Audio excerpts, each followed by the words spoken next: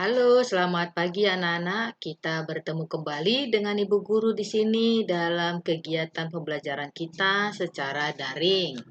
Bagaimana kabar kalian? Ibu Guru berharap semua anak-anak dalam keadaan sehat ya dan tetap bersemangat meskipun kita belajar dari rumah. Sebelum kita mulai kegiatan pembelajaran kita, ada baiknya kita awali dengan berdoa. Ibu guru akan memimpin doa kita, yaitu doa Bapa kami.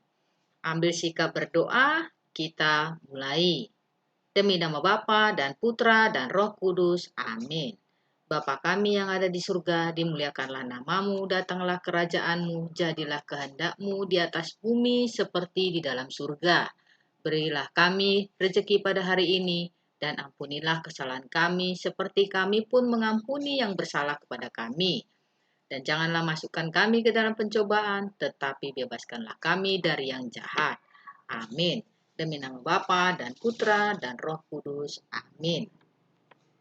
Baik anak-anak, sekarang kita akan belajar tema 5 tentang wirausaha, subtema 1 pembelajaran kedua. Hari ini kita akan belajar muatan pelajaran pendidikan Pancasila dan kewarganegaraan. Anak-anak, kita lihat dulu tujuan pembelajaran kita.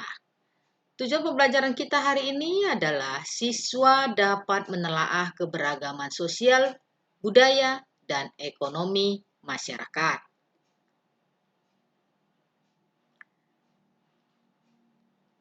Nah, anak-anak, pada pertemuan kita sebelumnya, kita sudah belajar tentang keberagaman ekonomi. Keberagaman kegiatan ekonomi yang ada merupakan anugerah Tuhan yang harus kita syukuri. Dengan adanya keberagaman tersebut, kebutuhan ekonomi masyarakat dapat terpenuhi. Bayangkan jika hanya ada satu kegiatan ekonomi, tentunya kebutuhan masyarakat sulit terpenuhi, maka kesejahteraan pun sulit untuk ditingkatkan. Nah, anak-anak, keberagaman ekonomi selain bergantung pada wilayah tempat tinggal penduduk, juga bergantung pada sumber daya yang dimiliki daerah tersebut. Keberagaman ekonomi, setiap penduduk yang tinggal di suatu wilayah pasti melakukan kegiatan ekonomi. Nah, anak-anak, kita lihat dulu pengertian kegiatan ekonomi. Kegiatan ekonomi adalah semua kegiatan yang dilakukan oleh manusia untuk memenuhi kebutuhan hidupnya. Nah, anak-anak, sekarang kita akan membahas berbagai kegiatan ekonomi yang tumbuh dan berkembang di Indonesia. Kita lihat yang pertama, kegiatan ekonomi di bidang pertanian.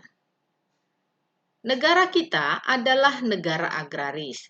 Coba anak-anak, pengertian negara agraris, apakah anak-anak masih mengingatnya?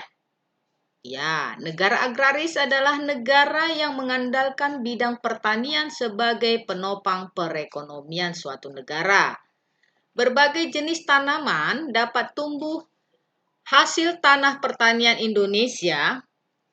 Antara lain itu adalah padi, jagung, ubi, tembakau, kelapa sawit, karet, cengkeh, palem, kopi, cendana, kayu putih, lada, dan teh.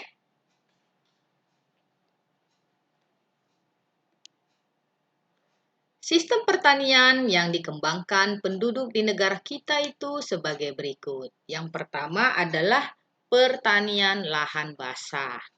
Nah, pertanian lahan basah ini dinamakan juga dengan pertanian sawah. Yang kedua, pertanian lahan kering. Pertanian lahan kering ini memiliki ketinggian sekitar 500 sampai 1.500 meter di atas permukaan laut dengan rata-rata kondisi suhu udara sedang dan hortikultur. Dan yang ketiga adalah pertanian ladang. Pertanian ladang adalah jenis usaha pertanian yang memanfaatkan lahan kering. Artinya, bahwa dalam pengolahan tidak memerlukan banyak air. Kita lihat yang kedua, perekonomian yang tumbuh dan berkembang di Indonesia adalah di bidang perkebunan. Nah, perkebunan merupakan usaha penanaman lahan dengan tanaman-tanaman keras, antara lain karet, kelapa sawit, tebu, dan sebagainya. Ada dua macam perkebunan di Indonesia. Yang pertama adalah perkebunan rakyat. Nah, perkebunan rakyat yang dimaksud adalah perkebunan yang dikelola oleh rakyat sendiri. Kemudian perkebunan yang kedua adalah perkebunan besar. Nah, perkebunan besar yang dimaksud di sini adalah perkebunan yang dikelola oleh pemerintah. Misalnya penanaman karet, kelapa, kelapa sawit, dan tebu.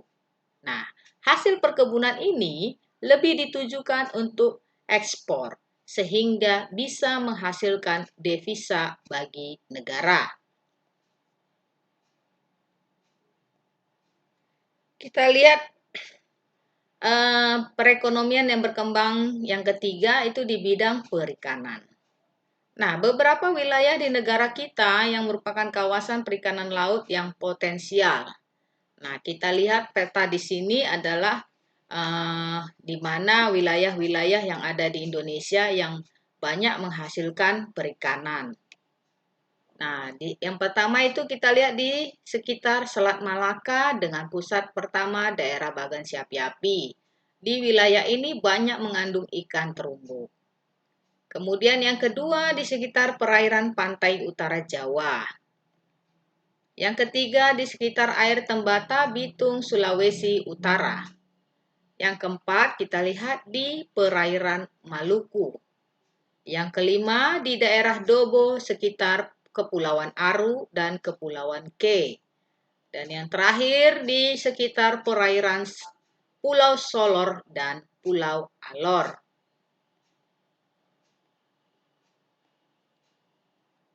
Kita lihat yang keempat, bidang perekonomian yang tumbuh dan berkembang di Indonesia adalah di bidang peternakan. Kita lihat pengertian peternakan. Peternakan adalah usaha memelihara binatang peliharaan yang diambil manfaatnya. Usaha peternakan dapat digolongkan menjadi tiga. Yang pertama, peternakan hewan besar. Nah, peternakan hewan besar ini contohnya sapi, kerbau, kuda, dan lain-lain. Banyak dilakukan peternakan hewan besar ini banyak dilakukan di Nusa Tenggara Timur. Kita lihat golongan peternakan yang kedua adalah peternakan hewan kecil. Contohnya kambing, kelinci, domba, dan babi. Nah, kita lihat contoh atau golongan peternakan yang ketiga adalah peternakan unggas. Nah, peternakan unggas ini contohnya peternakan ayam, itik, entok, dan burung. Kegiatan peternakan di Indonesia dilakukan secara kecil-kecilan dan sebagai usaha rumah tangga dengan cara sederhana. Hasil peternakan umumnya dimanfaatkan untuk memelihara kebutuhan keluarga, sisanya bisa dijual untuk menambah penghasilan. Nah, kita lihat perekonomian yang tumbuh dan berkembang di Indonesia. Yang kelima adalah perindustrian. Kita lihat pengertian industri dulu. Industri adalah usaha atau kegiatan untuk mengubah bahan mentah menjadi bahan setengah jadi atau barang jadi. Nah, contohnya pengolahan ikan menjadi ikan kaleng, pengolahan karet menjadi ban, dan lain sebagainya. Kegiatan industri yang dilakukan di rumah disebut industri rumah tangga. Contoh industri rumah tangga itu misalnya anyaman bambu, anyaman rotan, batik, mebel, perhiasan, bordir, dan konveksi. Nah, industri yang dilakukan di pabrik umumnya menggunakan mesin-mesin yang canggih, yang lebih modern ya. Contohnya industri besar, misalnya Industri besar itu adalah industri pesawat terbang, industri semen, industri kendaraan bermotor, industri kertas, industri elektronik, industri tekstil, dan lain-lain sebagainya. Nah, kita lihat jenis perekonomian yang berkembang dan tumbuh di Indonesia yang terakhir adalah pertambangan. Kita lihat pengertian pertambangan. Pertambangan yaitu usaha untuk mengolah atau memanfaatkan mineral demi kesejahteraan manusia.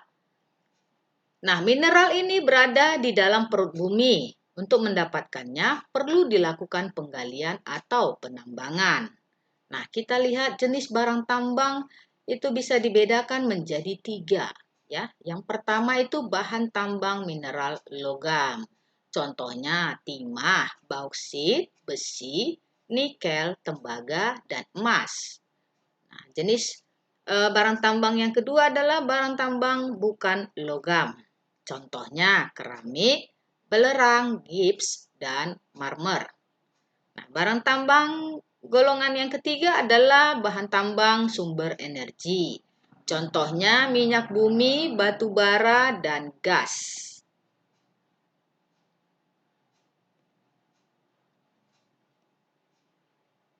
Pertambangan merupakan kegiatan pengolahan dan pemanfaatan bahan galian, meliputi observasi, eksplorasi, dan penambangan berbagai macam mineral atau barang tambang yang biasanya terkandung di dalam litosfer maupun di permukaan bumi. Nah, sebelum melakukan penambangan, biasanya sebuah perusahaan atau seseorang yang melakukan penambangan itu harus melakukan terlebih dahulu observasi. Observasi itu adalah kegiatan pengamatan pendahuluan tentang daerah persebaran jebakan, suatu jenis barang tambang sekaligus penyelidik dan memeriksa kebenarannya secara teoritis yang berkaitan dengan kondisi geologis di lapangan. Nah, setelah melakukan observasi, sebuah perusahaan atau penambang itu melakukan eksplorasi, meliputi kegiatan persiapan penyelidikan dan memeriksa kebenarannya secara teoritis, biasa berkaitan dengan kondisi geologis di lapangan. Jadi, seorang penambang atau sebuah perusahaan yang melakukan penambangan, dia harus memeriksa terlebih dahulu secara geologis.